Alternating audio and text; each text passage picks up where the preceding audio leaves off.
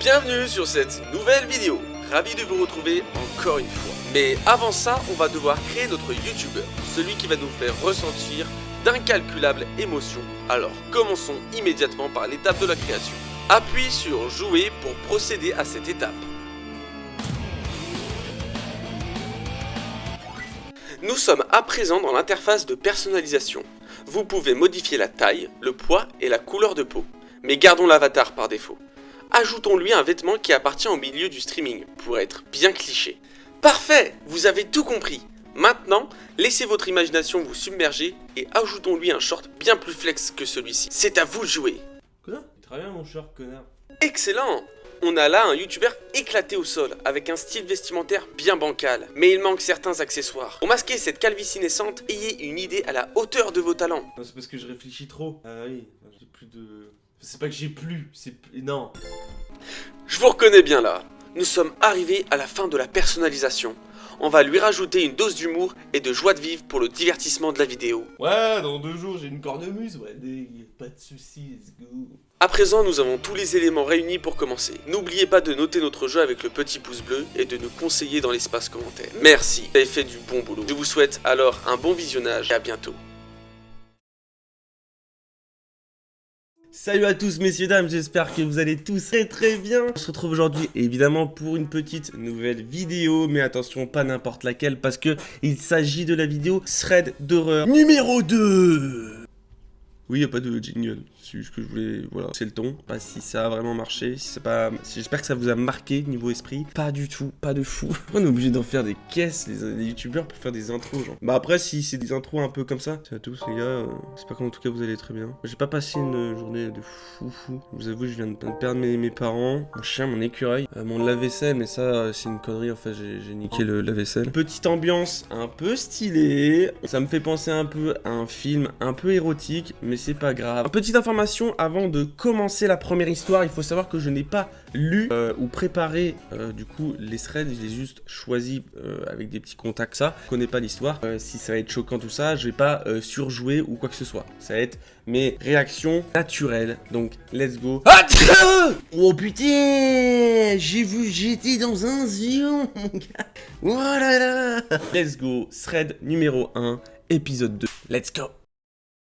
Tatsumo Miyazaki, le tueur otaku, aussi appelé Ratman, Dracula et The Little Girl Murder. Faut savoir que ce n'est pas Miyazaki, l'auteur de Studio Ghibli, parce que sinon, je vous avoue, il ferait pas des dessins à l'heure actuelle. L'histoire que je vais vous raconter aujourd'hui, c'est celle d'un serial killer, nécrophile, cannibale et pédophile. Ça fait beaucoup, c'est énorme. Oui, on aurait pu en mettre qu'un. Et on en a mis 3 pour un peu plus d'action, de punch, voilà. Un peu plus d'ambiance, hein, sacrée ambiance hein, dans le milieu. Miyazaki est né avec une malformation des mains due à sa naissance prématurée. Ses mains étaient soudées à ses poignets, ce qui l'obligeait à devoir faire bouger tout son avant-bras pour faire tourner la main.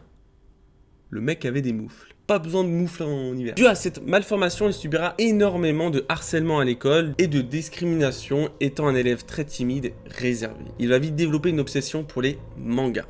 Voilà, tous ceux qui lisent des mangas, sachez que votre futur peut être bancal. Au lycée, malgré les soucis qu'il a pu rencontrer dans son enfance, il sera l'un des meilleurs de sa promotion, mais ses notes finiront par chuter. Beaucoup de proches s'accordent à dire que c'était dû au refus d'admission de l'université Meiji à Tokyo. La morale de l'histoire, voilà, c'est pas la fin, hein, vous inquiétez pas, ça s'arrête pas jusqu'à là. Mais il faut savoir que il a beau se faire critiquer, le mec c'est un crac-crac, c'est l'un des premiers. N'empêche pas d'être moqué, mais en même temps d'être meilleur. Donc ignorez les critiques, faites ce que vous aimez.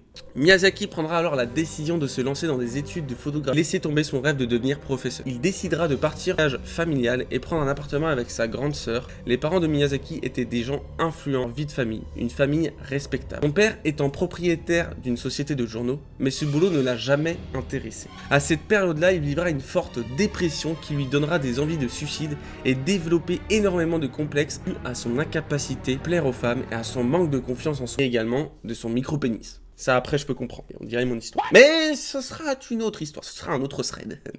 Il commença à détester tous les membres de sa famille. La seule et unique personne qu'il aimait était son grand-père. Il quittera Miyazaki et ses proches en mai 88. À partir de ce moment-là que tout ce qui était enfoui en lui va refaire surface. Sa sœur le surprendra en train de l'espionner pendant qu'elle se douche. Elle décida d'appeler sa mère pour le confronter. Il ira les faits et ira même jusqu'à être violent avec sa mère et sa sœur. Le 2 août 1988, un jour après son anniversaire, il va commettre son premier crime. Il enlève une jeune fille puis décide de la conduire en voiture dans une forêt avant de l'assassiner par strangulation, puis se livre à des actes de nécrophilie. Alors nécrophilie, c'est quand on fait crac boum boum avec quelqu'un qui est un peu blanchâtre. Je vous resitue un peu le contexte. Il va commettre ensuite 3 autres meurtres avec le même opératoire que des jeunes filles âgées de 4 à 7 ans.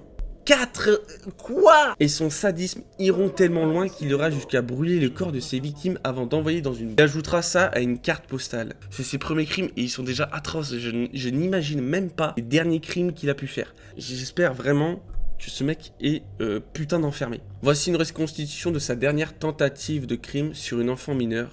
Le 23 juillet 1989, Miyazaki se rend dans un parc en pleine journée.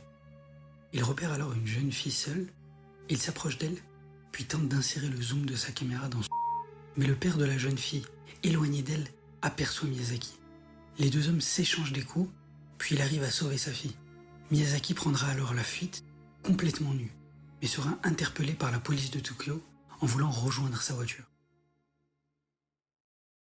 Les psychologues ont conclu qu'il souffrait d'un trouble dissociatif de l'identité et d'un cas grave de schizophrénie. Dr Suzuma Oda a décrit ces meurtres en série comme des meurtres à sensations fortes, d'un genre très rare. On retrouvera plus de 5700 films porno, pédographiques, animés, hentai, films d'horreur dans son appartement. On arrive à la dernière partie. Au cours de son procès, Miyazaki a imputé les meurtres à un alter ego appelé Ratman. Le tribunal l'a jugé apte à être jugé et il a été condamné à mort. Miyazaki sera pendu le 17 juin 2008 à l'âge de 45 ans. Incroyable, la justice est mal foutue. Oui, c'est vrai. Prend énormément de temps, donc elle a rien pour elle. En fait, c'est très long, très mal fait. Y a rien qui va.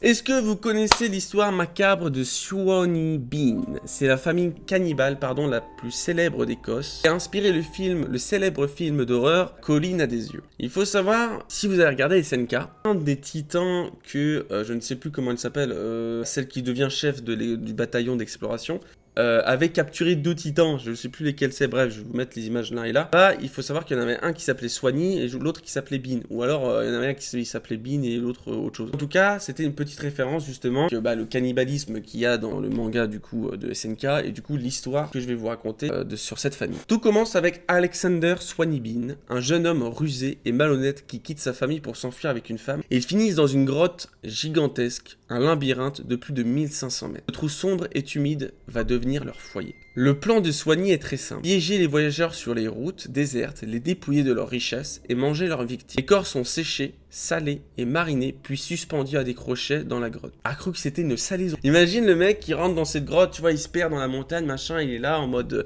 merde, je me suis trompé de route, merde, putain, il faut aller où? Putain, je vais me réfugier dans cette grotte, c'est parti, let's go.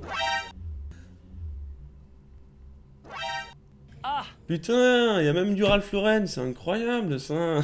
Comment on peut rire de ça, fait chier. Après avoir ce garde-manger de chair humaine, ils ont des enfants. Puis leurs enfants ont des enfants. Avec tous ces insectes, on obtient une belle famille de 48 personnes. Les enfants grandissent dans la grotte, vivant des vols et du cannibalisme. C'est irréaliste. L'histoire est irréaliste. Une famille qui ne connaissent rien d'autre que le cannibalisme et le vol. Puis la famille grandit, puis ils deviennent gourmands. Là, ils organisent carrément des embuscades et des enlèvements de plusieurs groupes de personnes. Comme tous les autres victimes, finissent toujours par se faire dévorer. Un homme échappe au clan Swanee Bean. Sa femme a eu moins de chance, car elle a été égorgée et éventrée sous ses yeux. Après ce bon gros traumatisme, il dénonce cette famille au roi d'Écosse, qui lance une chasse à l'homme. Lorsque les trouves arrivent dans la tanière de cette monstrueuse famille, un spectacle sordide les attend. Morceaux de corps d'hommes, d'enfants suspendus ou en train de mariner dans des tonneaux. D'après les restes découverts, on estime qu'en 25 ans, ils auraient fait plus de 1000 victimes. Toute la famille est arrêtée et exécutée sans jugement, de manière très violente. Les hommes ont été démembrés vivants, les femmes et les enfants brûlés vifs.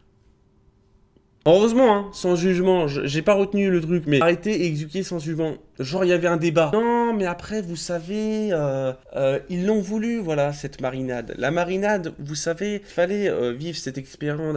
Non, tu seras mort demain. D'accord, yes, super. Je vais essayer de faire un nouveau concept de thread horror avec, on va dire, une ambiance un peu différente. Ça va prendre un peu du temps, c'est l'un de mes projets favoris. J'ai fait 2 projets avec la musique et en plus de ça, avec la parodie de Koh-Lanta. Plein d'autres vidéos qui vont sortir. J'aimerais aussi faire de l'urbex, donc n'hésitez pas à mettre un énorme pouce bleu si cette vidéo vous a plu. Mettre un petit commentaire, ça me fait extrêmement plaisir et ça m'apporte du soutien. Et puis, n'hésite pas à t'abonner si tu me découvres. N'oublie pas d'activer également la cloche pour avoir toutes les notifications quand une vidéo sort. Je suis en live toutes les semaines.